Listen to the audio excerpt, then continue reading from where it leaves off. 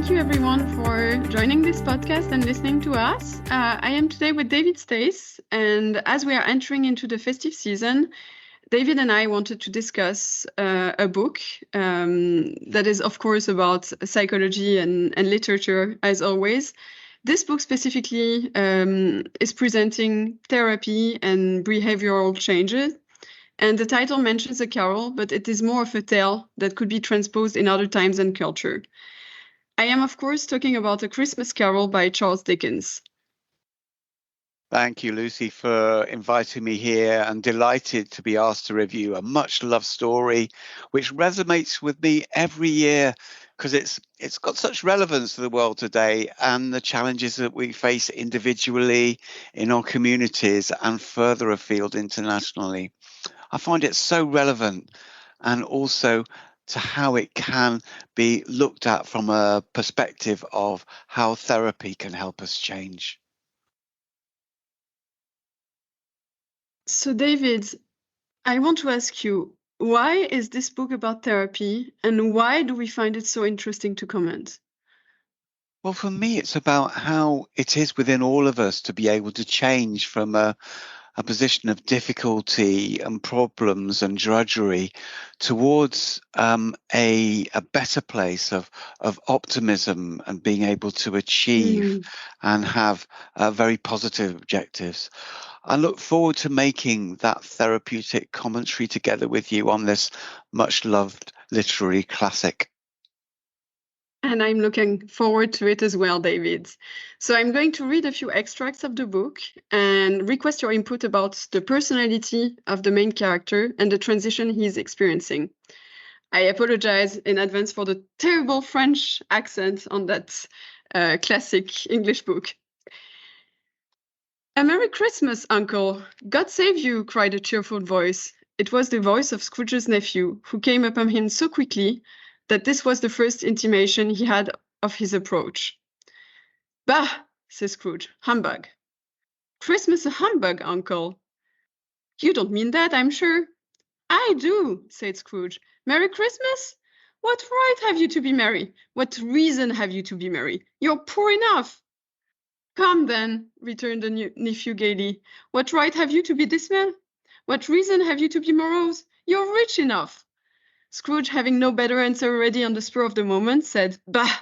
again, and followed it by "Humbug." "Don't be cross, Uncle. What else can I be, when I live in such a world of food as this? Merry Christmas! Out upon Merry Christmas!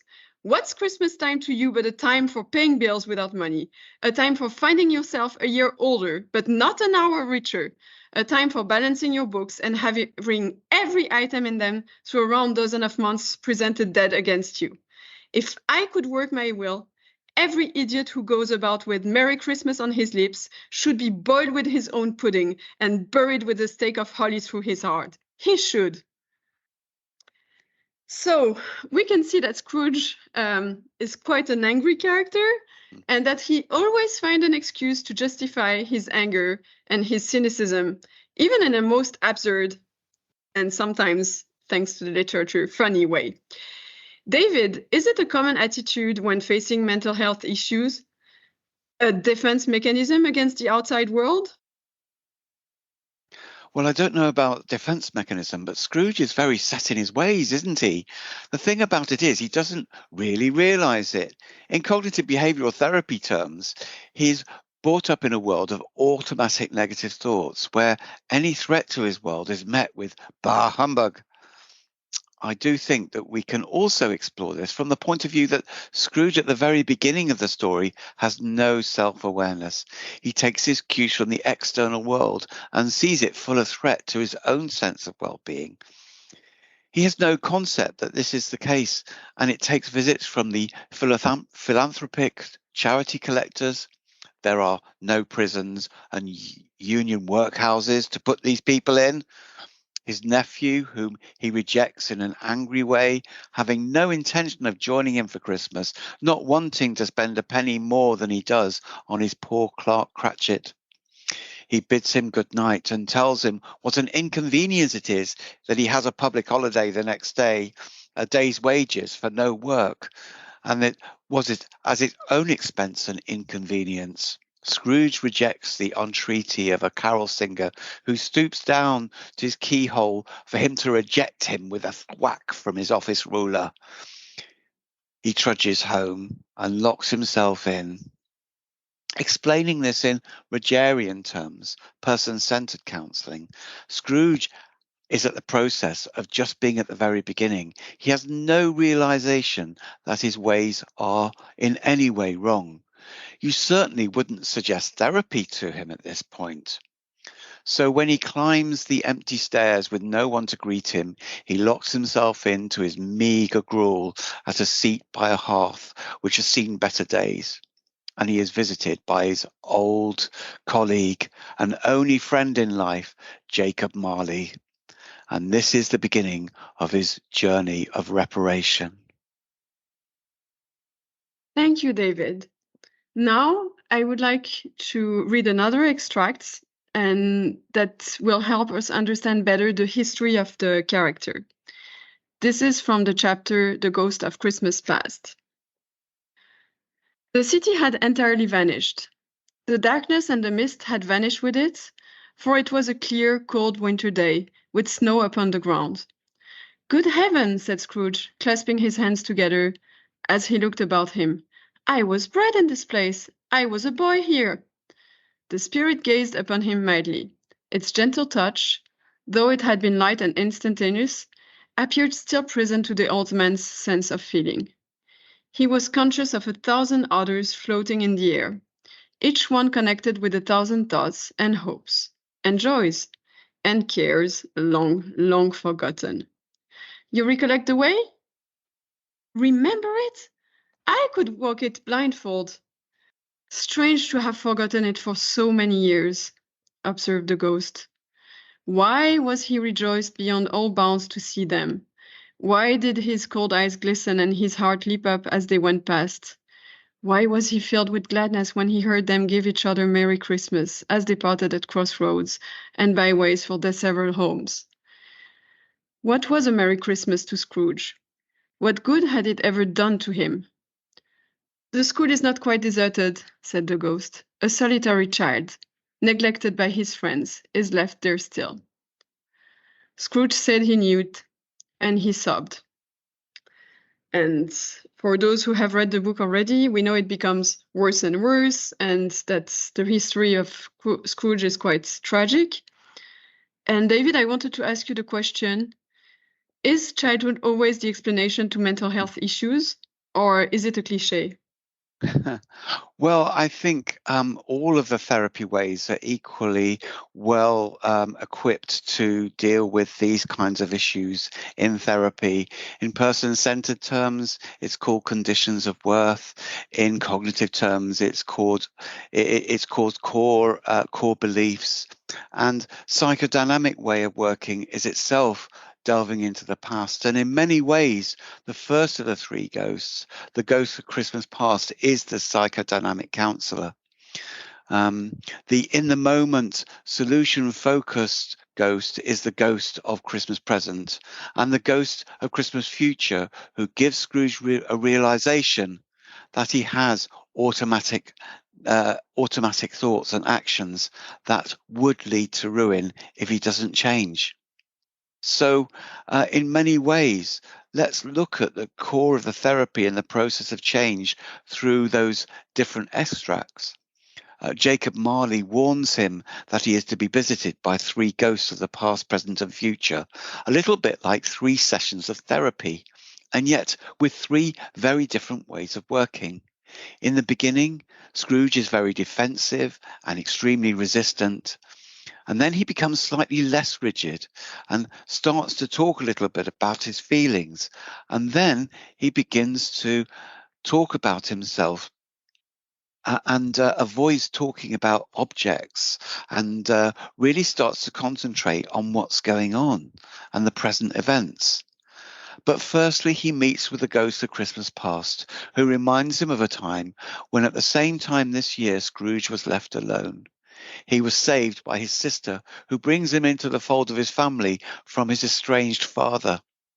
The Ghost of Christmas Past is like the best of the psychodynamic counsellors, revealing some meaning to where Scrooge has come from in his lack of affection from his father. Just like in real life, Charles Dickens was separated from his own father through his father's addiction to alcohol and admittance into a poorhouse, and as was the relationship between Scrooge and his father. Perhaps his sister gave him the bandwidth and the love that she had for him to be able to love another woman. And in truly happy times, he was at a party arranged by his employer, Mr. Fezziwig, for just a few pounds to give joy to his team of underwriters. We truly do use therapy to turn towards those items in our life which have been painful. Therapy isn't easy, but it does bring about change.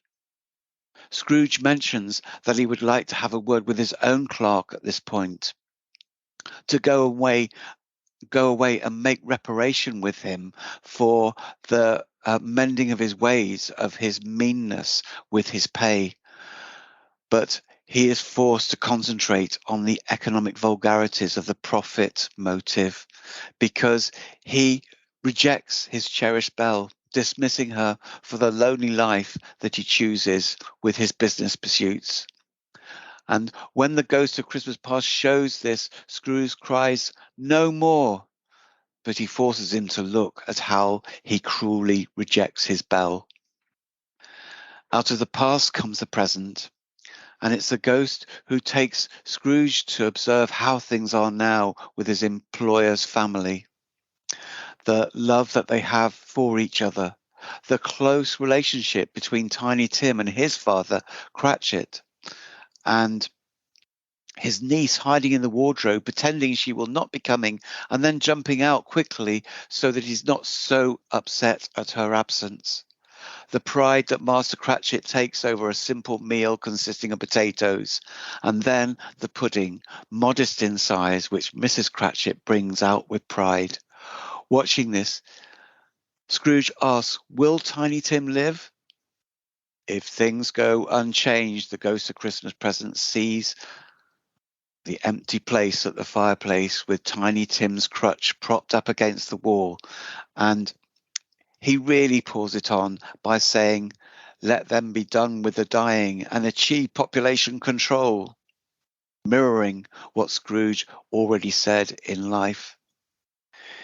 This second therapy session with the Ghost of Christmas Present determines Scrooge that he can influence, he can change.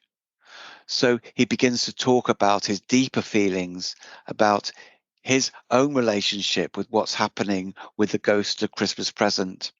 And he's beginning to rely more on his own decision-making abilities and accepts responsibility for his own actions. And then at the end of this passage, there's a warning to all of us that the two children hiding in the Ghost of Christmas Present's coat, the boy representing ignorance and the girl of vice of want, these are our worldly burdens to solve, burdens that foretell doom if we cannot erase them. Just as Scrooge needs to change his ways, so much the world needs to change to prevent the terrible fate of non-existence. Lessons for Scrooge and lessons for us all in the world at large, Lucy. Yes, absolutely. Thank you, David. And for this character, at least, change is going to operate. And this is going to happen through the different stages that we have reviewed, and also to finish with the Ghost of the Future. So I'm going to read extracts from the chapter Ghost of the Future now, and we will see how changes operates effectively with this character. Ghost of the Future, he exclaimed, I fear you more than any spectre I have seen. But as I know your purpose is to do me good, and as I hope to live to be another man from what I was, I am prepared to bear you company, and do it with a thankful heart. Will you not speak to me? It gave him no reply. The hands was pointed straight before them. Men's courses would foreshadow certain ends to which, if preserved in, they must lead, said Scrooge. But if the courses be departed from, the ends will change. Say it is thus with what you show me. Spirit, he cried, tight clutching at his robe, hear me. I am not the man I was. I will not be the man I must have been, but for this intercourse. Why show me this, if I am past all hope? So the third ghost, the ghost of the future, is not the most agreeable encounter for Scrooge, but we can see that Scrooge has understood that changes was needed, and he's prepared to painful thoughts and ideas and transitions to make it operate. David, this is my last question for you. What is the role of internal and external factors in the process of change? Well, Scrooge changes internally from the external interventions of the three ghosts. The last ghost of Christmas Future gives Scrooge the impetus to really change and transform. And when he moves from a place of difficulty and meanness to a place of kindness and compassion, his own passing is playing out before his eyes, and it seems to be inconsequential and without meaning. He first views the death of Tiny Tim and the father coming back from the funeral. Scrooge is missing from the business market, in the places he normally stands at. The mutterings of his passing ex-colleagues, brief sadness of his cousin, and then the Scrooge's grave itself. It is only then that he realizes that his own death is foretold. The foresight of these things give an internal change for Scrooge as he turns towards the light and realizes that the three ghouls that visit him could do so within the space of just one night. And so the opportunity is his to grasp. What he learns through the process of the three therapist ghosts is the error of his ways, the consequences of failing to change, and what he needs to do in order to reprieve himself. So he shows rapid growth towards a real congruence and begins to develop real unconditional positive regard or love for others. And it really signals the end for the need for any formal therapy, any need to be visited by any more ghosts. So he's fully functioning and able to act on his new intentions. And the reparation happens not just for Christmas, but for the rest of his life. There is no turning back. He has truly changed and turned towards the light. He's a second father to Tiny Tim, ensuring his continued health for many more years. In our world today, it's still a relevant story, as we can recall those of us who are in need to make those difficult choices to feed our families or heat our homes.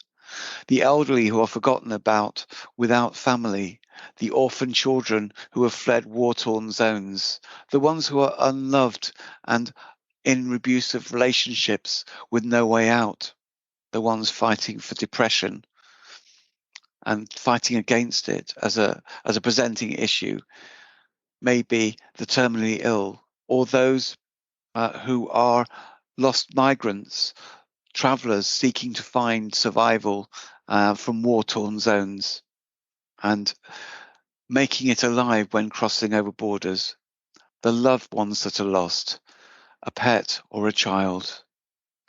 In our Dickensian story, we see Scrooge's transformation and purpose in life. It is replete. Let us hope that we all achieve this restitution. God bless us, everyone, says Tiny Tim. Thank you, David. That was very powerful, and that is exactly why I wanted to discuss this book with you and this story, A Christmas Carol, not only because it is about psychology and about the process of change, but also because it shows that it is possible and it gives hope in some uncertain times. So for those who haven't read the book, I strongly recommend to read it because it's quite short and it's really a very powerful book. And Charles Dickens books in general are very interesting if you like psychology and literature. I'm also thinking about Oliver Twist or David Copperfield, who are very resilient figures. So yeah, if some people who are listening to this podcast have a few days off during the festive seasons, yeah, I'm encouraging you to take a book and to read one of these stories. So thank you, David, for going through this story with me and sharing all your knowledge about psychology. And I'm looking forward for another session next year. My pleasure.